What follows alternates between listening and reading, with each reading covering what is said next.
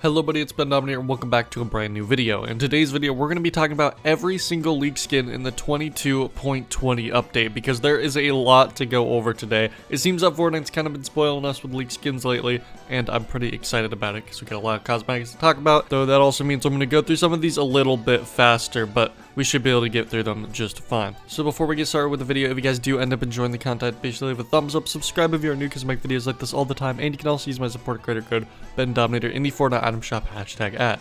Let's go ahead and get right into the video. So the first two skins I'm going to talk about technically aren't unreleased, but they are brand new. So I wanted to talk about in this video, and it is the brand new Rick and Morty collab skins. We have first off the Mr. Meeseeks skin, which by the way, this collab came back out of nowhere. The last time we actually saw Rick and Morty skins was Chapter 2 Season 7, but now we're back with two brand new Rick and Morty skins, which I think is really cool. So of course we now get a Mr. Meeseeks skin in the game. I will say though, the cell shading cartoony style still kind of does hinder these skins quite a bit. I feel like they don't translate that well into 3D models, but for what they're able to do, I still think it is pretty good. We also have the Queen Summer skin here, and so yeah, you got two more Rick and Morty characters added to the game, which I think is pretty cool. And yeah, I don't really have much to say of these. I'm just really surprised that they brought this collab back in such a random time, it feels like. And these skins are in the item shop right now, so if you guys want to support me, you can use code Bendominator #ad and buy these skins if you would like to. And yeah, moving on to another collab, we have the Ash Williams skin. This skin looks pretty cool, definitely fits the Halloween vibes quite a bit. I think it's a really nice thing. It makes a lot of sense to see horror properties adapted into Fortnite during FORTNITEMARES. I just think it's a no-brainer, and it's weird that they haven't started doing it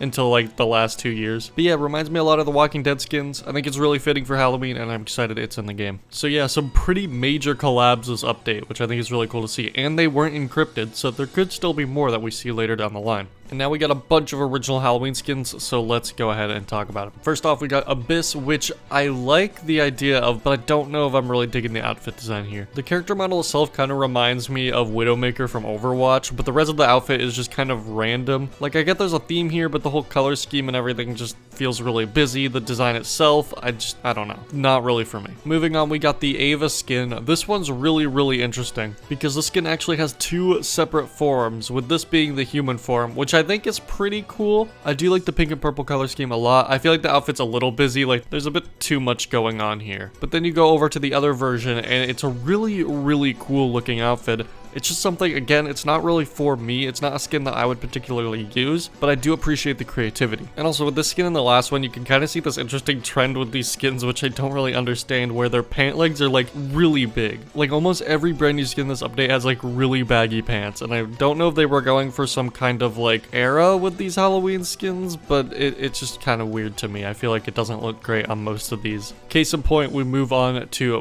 Bone Jammin', and you can kind of see the thing with the baggy pants there again. But overall, I think this is a pretty interesting outfit. It's another one that I'm going to say is just not really for me.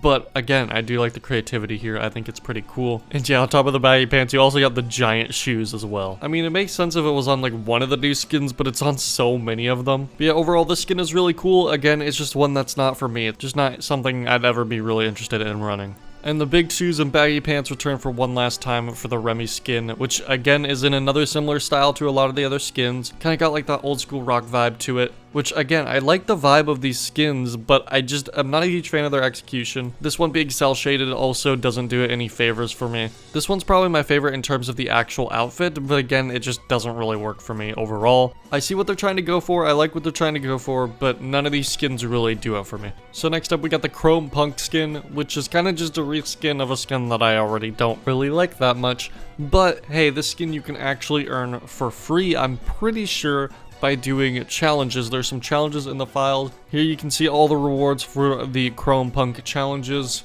The challenges are earn 10 account levels, earn 25 account levels, and then finally 50 for the skin itself. I'm not sure how we obtain these challenges. I don't even know if they're out right now, but there are challenges to get the skin. But yeah, back to the skin itself, it is kind of just a reskin of Punk. Punk was one of those skins I was really excited for when it first came out, and then I got it, and then I was like, I don't really like the skin that much, actually.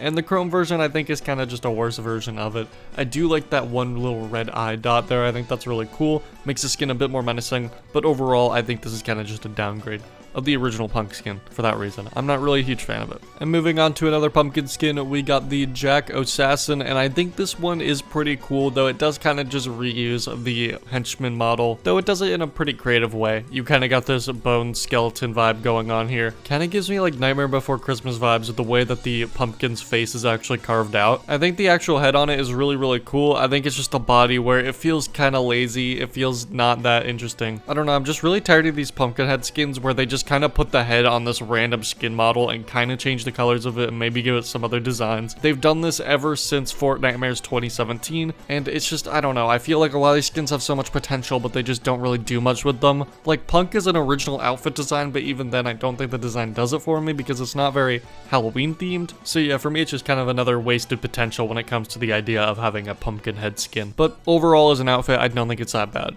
Next up, we have Vivica Saint, which this skin is pretty cool, kind of like a vampire type of vibe that they're going for, and I think it's pretty cool. Probably not really an outfit that I'd be interested in getting, but I do think that this outfit kind of works. It's a bit simpler, and yeah, it was a simple concept, executed pretty well, and overall, I think it's a pretty nice skin. And last but not least, we have the Trespasser Defector, and this is just a Trespasser Elite reskin.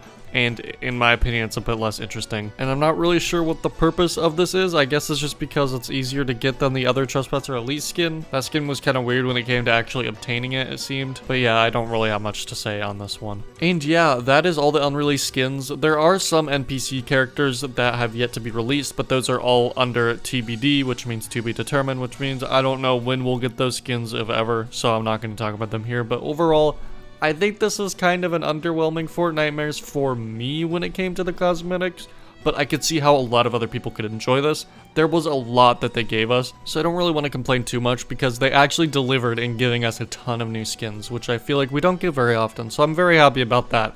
But a lot of the skins just don't really work for me. A lot of them don't really feel like Halloween skins in my opinion, but I think there's a lot of skins here that a lot of other people are going to enjoy, so I'm happy about that. And overall, I think it was a really good update for cosmetics. Just for me in particular, I was just not a huge fan of really any of the skins. But hey, maybe that means I'll have some V-Bucks left over to get some of the older Halloween skins that I've missed out on. But anyway guys, now it's time to turn the conversation over to you guys. What do you guys think about all the leaked cosmetics? Tell me what skin is your favorite. Let me know in the comment section below. If you guys like this video, be sure to give it a thumbs up. Subscribe if you are new because I make videos like this all the time. And you can also use my supporter creator code, Bendominator in the Fortnite item shop #ad. Thank you guys so much for watching. Have a great rest of your day, and goodbye.